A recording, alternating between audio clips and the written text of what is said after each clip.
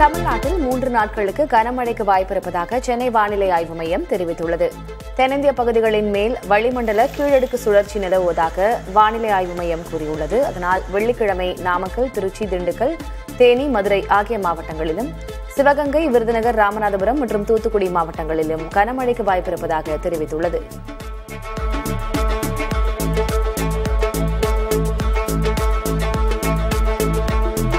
காஞ்சிபுரம் மாவட்டம் ஸ்ரீபெரும்புதூர் அருகே தரைப்பாலத்தை மூழ்கடித்து வெள்ளம் ஆர்ப்பரித்து சென்றதால் போக்குவரத்து பாதிக்கப்பட்டது.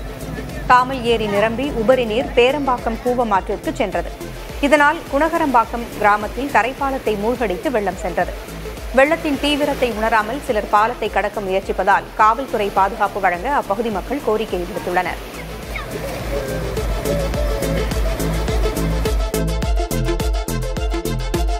நாகை சுற்றுவட்டார பகுதிகளில் சுமார் அரை மணி நேரத்திற்கு மேலாக கனமழை பெய்தது. ஈசனூர், திருவாய்மூர், மீனம்பநல்லூர், எட்டுக்குடி உள்ளிட்ட பகுதிகளில் பரவலாக மழை பொழிந்தது. இதனால் அப்பகுதிகளில் இதமான சூழல் நிலவியது.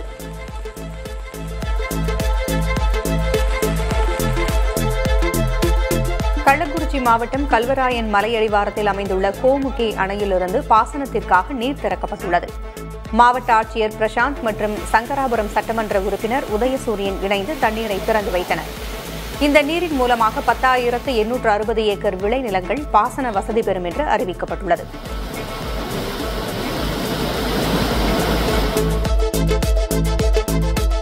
வாக்காளர் பட்டியல் சிறப்பு தீவிர திருத்த பட்டியல் தயாரிக்கும் பணிகளை கண்காணிக்க வேண்டிய பொறுப்பு நமக்கு உள்ளதாக முதலமைச்சர் ஸ்டாலின் கூறியுள்ளார்.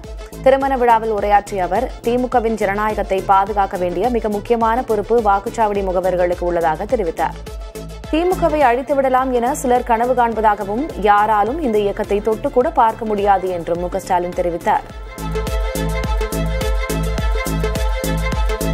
வாக்காளர் பட்டியல் சிறப்பு தீவிர திருத்த பணிகளுக்கு எதிராக திமுக தொடுத்த வழக்கு வரும் 11ஆம் தேதி உச்சநீதிமன்றத்தில் விசாரணைக்கு வரவுள்ளது.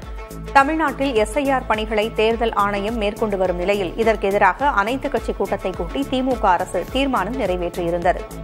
இந்நிலையில் எஸ்ஐஆருக்கு எதிராக உச்சநீதிமன்றத்தில் திமுக தரப்பில் வழக்கு தொடுக்கப்பட்டுள்ளது. அவசர வழக்காக விசாரிக்க கோரி தலைமை நீதிபதி அமர்வில் வழக்கறிஞர் விவேக் சிங் முறையிட்டுள்ளார். இந்த வழக்கை வரும் 11ஆம் தேதி விசாரணைக்கு எடுத்துக் கொள்வதாக உச்சநீதிமன்ற தலைமை நீதிபதி கவாய் அறிவித்துள்ளார். கோவையில் பெண் கடத்தப்படுவது போன்ற சிசிடிவி காட்சியை குறிப்பிட்டு தமிழ்நாடு பெண்களுக்கு பாதுகாப்பானதா என எதிர்க்கட்சித் தலைவர் எடப்பாடி கே பழனிசாமி கேள்வி எழுப்பியுள்ளார். இது தொடர்பாக அவர் தனது எக்ஸ் பதிவில், ஆட்சிக்கு வந்த 4.5 ஆண்டுகளில் திமுக பெண்களின் பாதுகாப்பை முற்றிலும் சமரசம் செய்திருப்பதாக கண்டனம் தெரிவித்துள்ளார். கோவை கல்லூரி மாணவி பாலியல் வன்கொடுமை செய்தி வந்த 3வது நாளே அதே கோவையில் பெண் கடத்தப்படுவது போன்ற சிசிடிவி காட்சி வெளிவருவது திமுக ஆட்சியில் குற்றவாளிகளுக்கு சட்டத்தின் மீதோ காவல்துறை மீதோ நடவடிக்கை மீதோ அச்சம் இல்லை என்பதையே காட்டுவதாக சாடியுள்ளார்.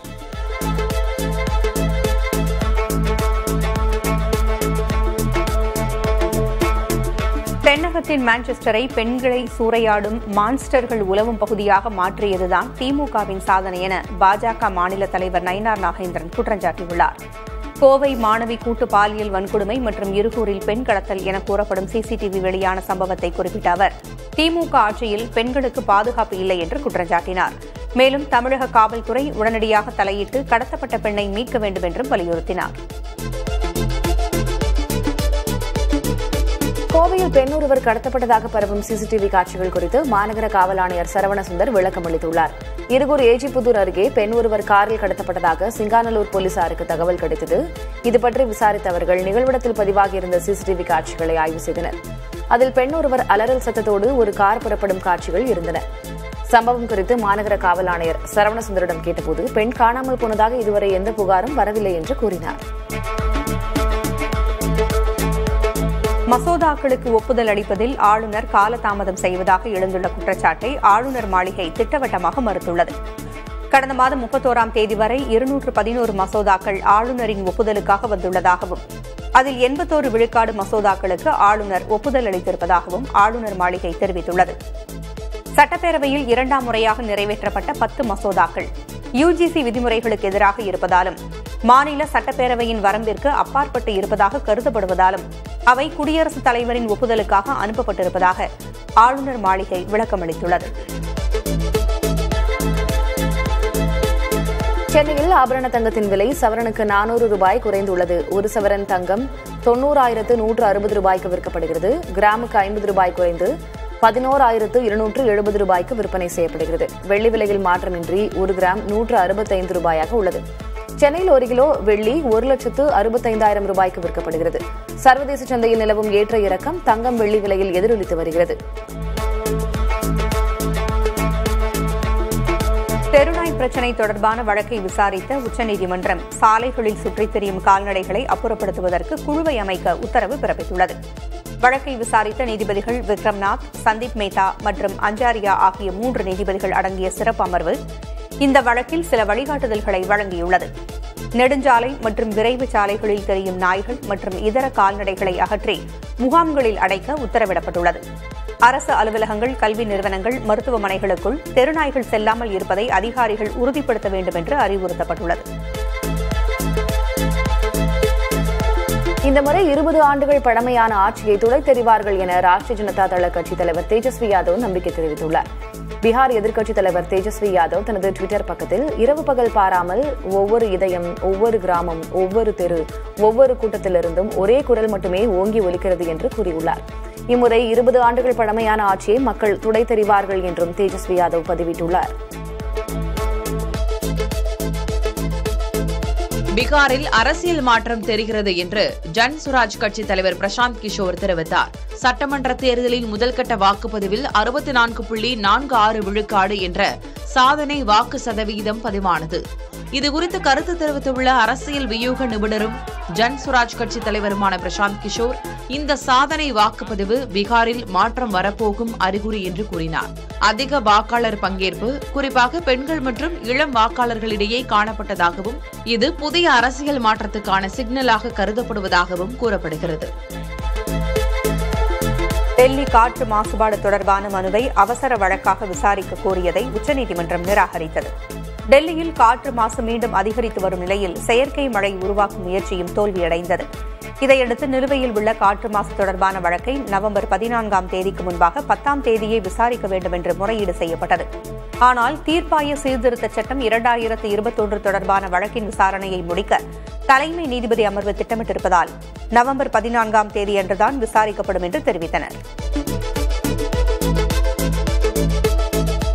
வந்தே மாதரம் பாடலின் 150வது ஆண்டு நிறைவை வருடம் முழுவதும் கொண்டாடும் விழாவை பிரதமர் நரேந்திர மோடி தொடங்கியுள்ளார். டெல்லியில் நடைபெற்ற இந்த நிகழ்ச்சியில் நினைவு அஞ்சல் தலை மற்றும் நினைவு நாணயத்தை அவர் வெளியிட்டார். இந்த விழா அடுத்த ஆண்டு நவம்பர் 7ஆம் தேதி வரை உலகம் முழுவதும் நடைபெறும். இந்திய விடுதலை போராட்டத்திற்கு ஊக்கமளித்தது வந்தே மாதரம் பாடல். தேசிய பெருமை மற்றும் ஒற்றுமையை வலுப்படுத்தும் இப்பாடலை பங்கிம் சந்திர சாட்டர்ஜி 1875ஆம் ஆண்டு அக்ஷய நவமி அன்று எழுதினார். இந்தியா, நியூசிலாந்து இடையிலான தடையற்ற வர்த்தக ஒப்பந்தம் குறித்த பேச்சுவார்த்தைகள் தீவிரமடைந்திருப்பதாகவும் இந்த ஒப்பந்தம் விரைவில் இறுதி செய்யப்படும் என்றும் மத்திய வர்த்தகம் மற்றும் தொழில்துறை அமைச்சர் பியூஷ் கோயல் தெரிவித்தார். சில நுணுக்கமான அம்சங்கள் மட்டுமே நிலுவையில் உள்ளதாகவும் அவர் கூறினார். நியூசிலாந்திற்கு 4 நாள் அரசுமுறை பயணமாக வந்துள்ள பியூஷ் கோயல் அந்நாட்டு வர்த்தகத்துறை அமைச்சர் டாட் மெக்லேயுடன் இணைந்து இரு நாடுகளுக்கும் இடையிலான வர்த்தக ஒப்பந்தம் குறித்து பேச்சுவார்த்தைகளின் முன்னேற்றத்தை ஆய்வு செய்தார். பொதுத்துறை வங்கிகள் வாடிக்கையாளர்களோடு சிறந்த பிணைப்பை ஏற்படுத்த பணியாளர்கள் உள்ளூர் மொழியில் பேசுவது அவசியம் என மத்திய நிதியமைச்சர் நிர்மலா சீதாராமன் வலியுறுத்தியுள்ளார். வாடிக்கையாளர் ஆங்கிலம் அல்லது ஹிந்தி அறிந்திருந்தாலும் தாய்மொழியில் பேசுவது ஒரு சிறந்த மனித தொடர்பை ஏற்படுத்தும் என கூறிய அவர், உள்ளூர் மொழித்திறன் உள்ளவர்களுக்கு பணியில் முன்னுரிமை அளிக்க வேண்டும் என்றும் இதுவே வங்கியின் வளர்ச்சிக்கும் அவசியம் என்றும் தெரிவித்தார்.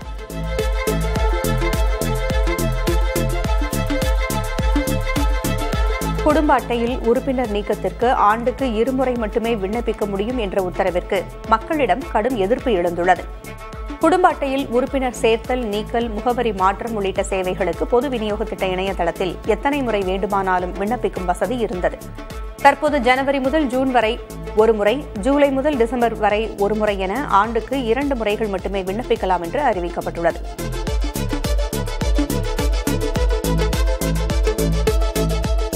பாகிஸ்தான் அணு ஆயுத சோதனை நடத்தினால் தக்க பதிலடி கொடுக்கப்படும் என பாதுகாப்புத்துறை அமைச்சர் ராஜ்நாத் சிங் எச்சரித்துள்ளார். சமீபத்தில் பேசியிருந்த அமெரிக்க அதிபர் டொனால்டு டிரம்ப் பாகிஸ்தான் உள்ளிட்ட சில நாடுகள் அணு ஆயுத சோதனையில் ஈடுபட்டு வருவதாக கூறியிருந்தார். அதேபோல அமெரிக்காவிலும் அணு ஆயுத சோதனை நடத்த அனுமதி அளித்திருப்பதாக தெரிவித்திருந்தார். இதுகுறித்து கருத்து கூறிய மத்திய அமைச்சர் ராஜ்நாத் சிங், அமெரிக்கா, பாகிஸ்தான் உள்ளிட்ட நாடுகள் அணு ஆயுத சோதனையில் ஈடுபட்டால் இந்தியாவும் பதிலடி நடவடிக்கையில் ஈடுபடும் என கூறினார். அகமதாபாத்தில் நேரிட்ட விமான விபத்திற்கு விமானியை யாரும் எதற்கும் குறை சொல்ல முடியாது என்று உச்சநீதிமன்றம் தெரிவித்துள்ளது. கடந்த ஜூன் மாதம் அகமதாபாத்தில் ஏர் இந்தியா விமானம் விபத்திற்குள்ளானதில் 260 பேர் உயிரிழந்தனர். விமானத்தின் எரிபொருள் ஆஃப் நிலைக்கு சென்றதே விபத்திற்கான காரணம் என்று முதற்கட்ட விசாரணை அறிக்கை கூறியது. இந்நிலையில் சுதந்திரமான விசாரணை கோரி தலைமை விமானியின் தந்தை கொடுத்த மனுவை விசாரித்த உச்சநீதிமன்றம் மத்திய அரசு பதிலளிக்க நோட்டீஸ் பிறப்பித்து அடுத்த கட்ட விசாரணை நவம்பர் 10ஆம் தேதிக்கு ஒத்திவைத்தது. கோடநாடு வழக்கில் அதிமுக பொதுச் செயலர் பழனிசாமி சிபிஐ விசாரணையை கோராதது ஏன் என முன்னாள் அமைச்சர் செங்கோட்டையன் கேள்வி எழுப்பியுள்ளார். செய்தியாளர்கள் சந்திப்பின் போது பேசிய அவர், தன்னை திமுகவின் பி டீம் என கூறி வரும் பழனிசாமியே உண்மையான பி டீம் என விமர்சித்துள்ளார். அதிமுகவை எடப்பாடி பழனிசாமி வழிநடத்தவில்லை என்று கூறியுள்ள செங்கோட்டையன், மகன், மாப்பிள்ளை உள்ளிட்ட பழனிசாமியின் குடும்பத்தினரே கட்சியை நடத்துவதாகவும் குற்றம் சாட்டியுள்ளார். இதுகுறித்து பேசிய செங்கோட்டையன், தன் மீது தவறான கருத்துக்களை பழனிசாமியின் குடும்பத்தினர் பரப்பி வருவதாக கூறியுள்ளார். ஜெயலலிதாவால் அங்கீகரிக்கப்பட்டவர் ஓ பன்னீர்செல்வம் என தெரிவித்துள்ள முன்னாள் அமைச்சர் செங்கோட்டையன், மறுபுறம் கொல்லைப்புறம் வழியாக முதல்வரானவர் எடப்பாடி கே பழனிசாமி என்று விமர்சித்துள்ளார். ஈரோடு மாவட்டம் கோபிச்செட்டிப்பாளையத்தில் செய்தியாளர்களிடம் பேசிய அவர், அதிமுக கட்சியில் அரவணைத்து செயல்படும் நிலை தற்போது இல்லை என குற்றம் சாட்டியுள்ளார். அதிமுகவை ஒருங்கிணைக்க வேண்டும் என்று கூறி என்னை அழைத்து பேசியது பாஜக தான் என்று முன்னாள் அமைச்சர் செங்கோட்டையன் தெரிவித்துள்ளார். இதுகுறித்து பேசிய அவர், 4½ ஆண்டு கால அதிமுக ஆட்சிக் காலத்தில் தம்மை பாதுகாத்து வந்த பாஜகவிற்கான ஆதரவையே நாடாளுமன்ற தேர்தலின் போது திரும்பப் பெற்றவர் பழனிசாமி என்று தெரிவித்தார். அதிமுக கூட்டத்தில் தாவேக கொடி பறந்ததை சுட்டிக்காட்டி கூட்டணிக்கு பிள்ளையார் சுழி போடப்பட்டதாக பேசியிருந்த எடப்பாடி பழனிசாமியின் கருத்தை செங்கோட்டையன் விமர்சித்துள்ளார். இது தொடர்பாக பேசிய அவர், நாம் ஒற்றுமையாக இருந்தால் நம்மை நாடி அனைவரும் வருவார்கள் என தெரிவித்துள்ளார். தொடர்ந்து பேசிய அவர், நாம் முன்னேற வேண்டும் என்றால் சொந்த கால்களில் நடந்து செல்ல வேண்டும் என்றும் பிறர் முதுகில் ஏறி சவாரி செய்யக்கூடாது என்றும் கூறினார். முன்னாள் அமைச்சர் செங்கோட்டையனின் ஆதரவாளரான முன்னாள் நாடாளுமன்ற உறுப்பினர் சத்யபாமாவை அதிமுகவிலிருந்து நீக்கி கட்சியின் பொதுச் செயலர் எடப்பாடி பழனிசாமி உத்தரவிட்டுள்ளார். அவருடன் குறிஞ்சிநாதன், மோகன்குமார், செந்தில், அருள் ராமச்சந்திரன் உள்ளிட்ட 13 பேரையும் நீக்கியுள்ளார். கட்சி விதிகளை மீறியதாக செங்கோட்டையன் கடந்த 31ஆம் தேதி அதிமுகவிலிருந்து நீக்கப்பட்டார். அவரது ஆதரவாளர்கள் 14 பேர் மீது தற்போது நடவடிக்கை எடுக்கப்பட்டுள்ளது.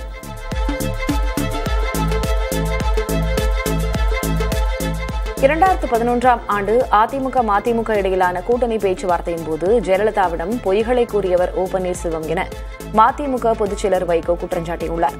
சென்னை எழும்பூரில் உள்ள மதிமுக தலைமை அலுவலகத்தில் கட்சியின் நிர்வாகக் குழு கூட்டம் அவைத் தலைவர் ஆடிட்டர் அர்ஜுனமூர்த்தி தலைமையில் நடைபெற்றது. இதில் கலந்து கொண்டு உரையாற்றிய வைகோ, சிலர் செய்த சதிச் செயலால் தான் 2011இல் மதிமுக கூட்டணி அமைக்கவில்லை என தெரிவித்துள்ளார். அரசியலில் ஆத்திச்சூடி கூட அறியாதவர் விஜய் என மதிமுக பொதுச் செயலர் வைகோ கடுமையாக சாடியுள்ளார். மதிமுக தலைமை அலுவலகத்தில் உரையாற்றிய அவர், தமிழகத்தில் தாவேக ஆட்சியே அமையும் என்ற விஜயின் கனவுகள் அனைத்தும் காணல் நீராகிவிடும் என்று விமர்சித்துள்ளார். பாதிக்கப்பட்ட பெண்கள் மீது பழி சுமத்துவதை இந்த சமூகம் நிறுத்த வேண்டும் என திமுக எம்பி கனிமொழி வலியுறுத்தியுள்ளார். தூத்துக்குடி முத்தம்மாள் காலனியில் உள்ள சிறப்பு பள்ளியில் பராமரிப்பு பணிகள் மற்றும் புதிய சுற்றுச்சுவர் அமைக்கும் பணிகளை கனிமொழி பார்வையிட்டார். பின்னர் செய்தியாளர்களிடம் பேசிய அவர், ஜனநாயகத்தையே கொலை செய்யும் முயற்சியாக எஸ்ஐஆர் மூலம் வாக்காளர்களின் உரிமைகளை பறிக்கக்கூடிய சூழல் உருவாக்கப்பட்டுக் கொண்டிருப்பதாக குற்றம் சாட்டியுள்ளார். பத்திரிகையாளர் சந்திப்பில் நடிகை கௌரி கிஷனுக்கு நடந்த நிகழ்வுக்கு குஷ்பு கடும் கண்டனத்தை பதிவு செய்துள்ளார். பட பிரமோஷனின் போது கதாநாயகியான கௌரி கிஷனின் உடல் எடை குறித்து கதாநாயகனிடம் கேள்வி எழுப்பப்பட்டது. அதை குஷ்பு கண்டித்துள்ளார். பெண் நடிகையின் உடல் எடை குறித்து கேள்வி கேட்டது அவமானம் என்று அவர் சாடியுள்ளார். மரியாதை தேவை என்றால் முதலில் மரியாதை கொடுக்க தெரிந்திருக்க வேண்டும் என்றும் அவர் குறிப்பிட்டுள்ளார். மேலும் அந்த கேள்வியை எதிர்த்து தைரியமாக கருத்து தெரிவித்ததாக கௌரி கிஷனுக்கு குஷ்பு பாராட்டும் தெரிவித்துள்ளார். ஓசூர் அருகே மகளிர் விடுதி குளியலறையில் ரகசிய கேமரா வைத்ததாக பெண் தொழிலாளி கைது செய்யப்பட்ட நிலையில் இந்த சம்பவத்துக்கு உடந்தையாக இருந்த அவரது ஆண் நண்பர் ரவி பிரதாப் டெல்லியில் கைது செய்யப்பட்டார். அவரை விமானம் மூலம் ஓசூருக்கு அழைத்து வர போலீசார் நடவடிக்கை எடுத்துள்ளனர். அவரிடம் நடத்தப்படும் விசாரணைக்கு பின் மேலும் பல தகவல்கள் வெளியாகும் என எதிர்பார்க்கப்படுகிறது. நடிகரும் மக்கள் நீதி மய்யத்தின் தலைவருமான கமல்ஹாசனுக்கு முதலமைச்சர் மு.க.ஸ்டாலின் பிறந்த நாள் வாழ்த்துக்களை தெரிவித்திருக்கிறார். பன்முக திறமையோடு தமிழ் திரையுலகை உலக தரத்துக்கு கொண்டு சென்றிடும் தீராத கலைத்தாகம் கொண்டவர் கமல்ஹாசன் என சமூக வலைப்பக்கத்தில் அவர் பதிவிட்டுள்ளார். பன்முகத்தன்மை மிக்க நம் நாட்டை நாசகர சக்திகளிடமிருந்து மீட்கும் தணியாத நாட்டுப்பற்று கொண்டிருப்பவர் கமல்ஹாசன் என்றும் முதலமைச்சர் பெருமையோடு சுட்டிக்காட்டினார். தம் மீது அளவற்ற அன்போடு தோழமை பாராட்டும் கமல்ஹாசனுக்கு அன்பு நிறை பிறந்தநாள் வாழ்த்துகள் என்று முதலமைச்சர் வாழ்த்தியிருக்கிறார். நாடாளும் ஆட்சியாளர்கள் நெறி பிறழாது நடந்திட நாடாளுமன்றத்தில் முழங்கிடும் கமல்ஹாசனின் அரசியல் தொண்டும் திரையாளும் கலை தொண்டும் மென்மேலும் சிறந்திட வாழ்த்துவதாக முதலமைச்சர் பதிவிட்டுள்ளார். ஜூனியர் உலகக்கோப்பை ஹாக்கியை நடத்துவதில் தமிழகம் பெருமை கொள்வதாகவும் இதற்காக 70 கோடி ரூபாய் ஒதுக்கப்பட்டுள்ளதாகவும் துணை முதலமைச்சர் உதயநிதி ஸ்டாலின் தெரிவித்துள்ளார். ஆடவர் ஜூனியர் உலகக்கோப்பை ஹாக்கி 2025 தொடரை முன்னிட்டு கோப்பையின் நாடு தழுவிய சுற்றுப்பயணத்தை மத்திய அமைச்சர் மன்சுக் மாண்டவியா மற்றும் தமிழ்நாடு துணை முதலமைச்சர் உதயநிதி ஸ்டாலின் ஆகியோர் டெல்லியில் தொடக்கி வைத்தனர். தேசிய கல்விக் கொள்கை என்ற ஒரே சட்டை அனைவருக்கும் பொருந்தாது என்று அமைச்சர் அன்பில் மகேஷ் பொய்யாமொழி தெரிவித்தார். சென்னை ராமச்சந்திரா கன்வென்ஷன் சென்டரில் நடைபெற்ற புதிய இந்தியா கல்வி உச்சி மாநாட்டில் பேசிய அவர், சட்டத்தில் குறிப்பிட்டுள்ள 22 இந்திய அதிகாரப்பூர்வ மொழிகள் எதை வேண்டுமானாலும் யார் வேண்டுமானாலும் படிக்கலாம், ஆனால் அதை கட்டாயப்படுத்தக்கூடாது என்று தெரிவித்தார். காரணம், விருப்பத்திற்கும் கட்டாயப்படுத்துதலுக்கும் வித்தியாசம் உள்ளது என்றும் பேசினார். நவம்பர் புரட்சி தினத்தின் 108ஆம் ஆண்டை கொண்டாடும் விதமாக சென்னையில் இந்திய கம்யூனிஸ்ட் கட்சி, மார்க்சிஸ்ட் கம்யூனிஸ்ட் கட்சி அலுவலகங்களில் கொடியேற்றப்பட்டன. இதில் பங்கேற்று பேசிய இந்திய கம்யூனிஸ்ட் கட்சியின் மாநில செயலாளர் வீரபாண்டியன், தேர்தல் ஆணையத்தின் SIR தமிழ்நாட்டில் ஆரம்பத்திலேயே தோல்வியடைந்து விட்டதாக விமர்சித்தார். அதிமுகவின் குரல் RSSின் குரலாக மாறி வருவதாகவும் குற்றம் சாட்டினார். இதேபோல பேசிய மார்க்சிஸ்ட் அரசியல் தலைமை குழு உறுப்பினர் K. பாலகிருஷ்ணன், திமுகவுடனான தங்கள் கூட்டணிக்கு பாஜகவை முறியடிப்பது ஒன்றே இலக்கு என குறிப்பிட்டார். பிலிப்பீன்ஸை தாக்கி பேரழிவை ஏற்படுத்திய கல்மேகி புயல் வியட்நாமின் மத்திய கடற்கரை பகுதிகளில் கரையை கடந்தது. அப்போது பலத்த காற்று வீசியதோடு கடுமையான மழையும் பெய்தது. கடலோர பகுதிகளில் வசிக்கும் ஆயிரக்கணக்கான மக்கள் அவசரமாக வெளியேற்றப்பட்டுள்ளனர். பல வீடுகள் சேதமடைந்தன. மின்சாரம் மற்றும் தொடர்பு சேவைகள் பாதிக்கப்பட்டுள்ளன. பிலிப்பீன்ஸில் 185க்கும் மேற்பட்ட உயிரிழப்பை ஏற்படுத்திய இந்த புயல் வியட்நாமிலும் கடுமையான சேதத்தை ஏற்படுத்தியுள்ளது.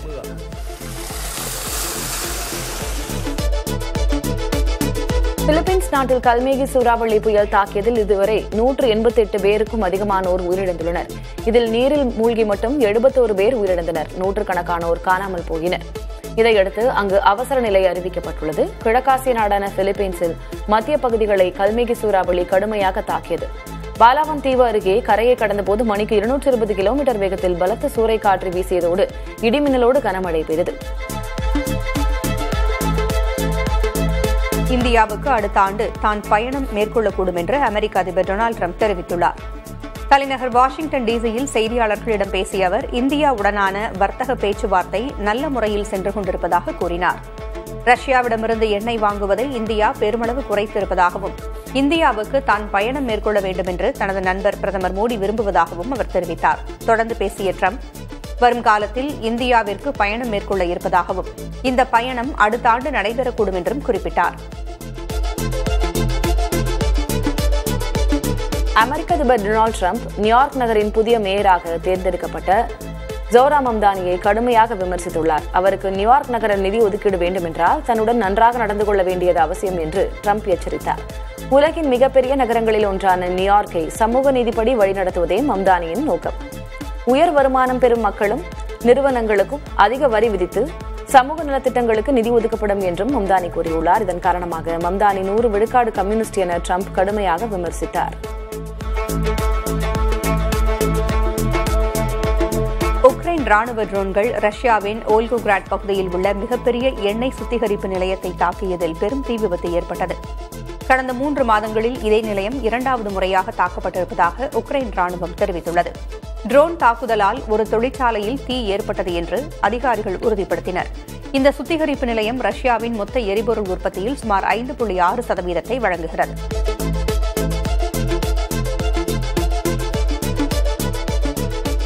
உக்ரைன் தன் நாட்டு நாணயத்தில் பயன்படுத்தப்படும் ரஷ்யாவின் அடையாளமான கோபிக் எனும் பெயரை நீக்கிவிட்டு அதற்கு பதிலாக உக்ரைனிய வரலாற்று பூர்வ பெயரான ஷா என்பதை மீண்டும் கொண்டுவர திட்டமிட்டுள்ளது. ஷா என்பது கடந்த 16 மற்றும் 17ஆம் நூற்றாண்டுகளில் உக்ரைனின் ஒரு நாணய அலகாக இருந்தது. ஒரு கோபிக் நாணய மதிப்பே ஒரு ஷா நாணயத்தின் மதிப்பாக இருக்கும் என அந்நாட்டு தேசிய வங்கி தெரிவித்துள்ளது.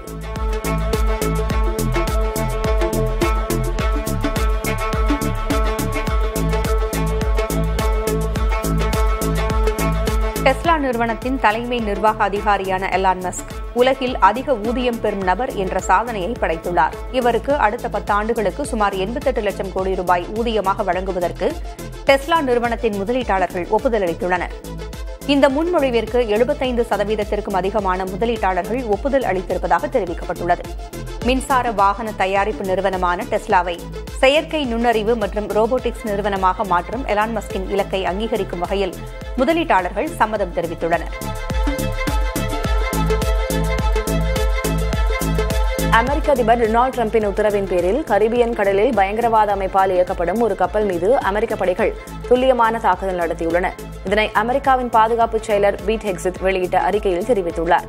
இத்தாக்குதல் போதைப் பொருள் கடத்தல் நடவடிக்கைகளில் ஈடுபட்ட பயங்கரவாதிகளுக்கு எதிரானது. அமெரிக்க படைகள் தங்களது தாயகத்தை அச்சுறுத்தும் போதைப் பொருள் பயங்கரவாதிகளை நிறுத்தும் வரை இந்த தாக்குதல்கள் தொடரும் என்று ஹெக்ஸித் எச்சரிக்கை விடுத்துள்ளார்.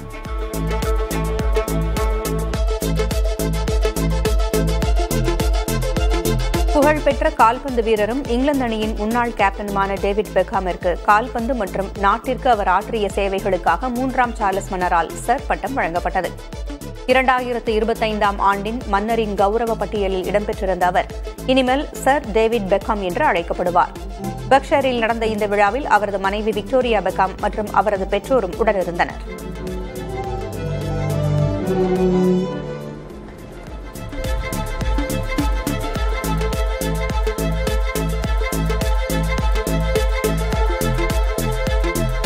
அடுத்த ஆண்டு நடைபெறவுள்ள 20 ஓவர் உலகக்கோப்பை கிரிக்கெட் போட்டிகள் இந்தியாவில் அகமதாபாத், டெல்லி, கொல்கத்தா, சென்னை மற்றும் மும்பை ஆகிய 5 நகரங்களில் நடைபெறும் என அறிவிக்கப்பட்டுள்ளது.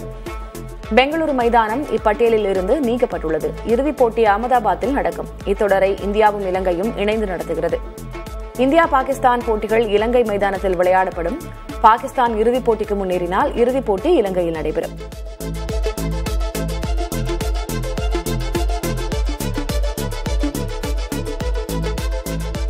மெகா ஏலம் நடைபெறவுள்ள நிலையில் யூபி வாரியர்ஸ் அணியிலிருந்து தீப்தி சர்மாவும் குஜராத் ஜெயின்ஸ் அணியிலிருந்து லாரா ஓல்வாட்டும் விடுவிக்கப்பட்டுள்ளனர். முந்தைய ஐபிஎல் சீசனில் தொடர் நாயகி விருது பெற்ற தீப்தி சர்மாவையும் உலகக்கோப்பை தொடரில் அதிக ரன்கள் எடுத்த ஓல்வாட்டையும் அவர்களது அணிகள் விடுவித்துள்ளது பேசு பொருளாகியுள்ளது. ஹர்மன் பிரீத் கவுர், ஸ்மிருதி மந்தானா உள்ளிட்ட இந்திய நட்சத்திரங்கள் தக்க வைக்கப்பட்டுள்ளனர். மெகா ஏலம் நவம்பர் 27ஆம் தேதியன்று டெல்லியில் நடைபெறுகிறது. அணிகள் தாங்கள் விடுவித்த ஒரு வீரரை ரைட் டு மேட்ச் மூலம் திரும்ப பெறலாம்.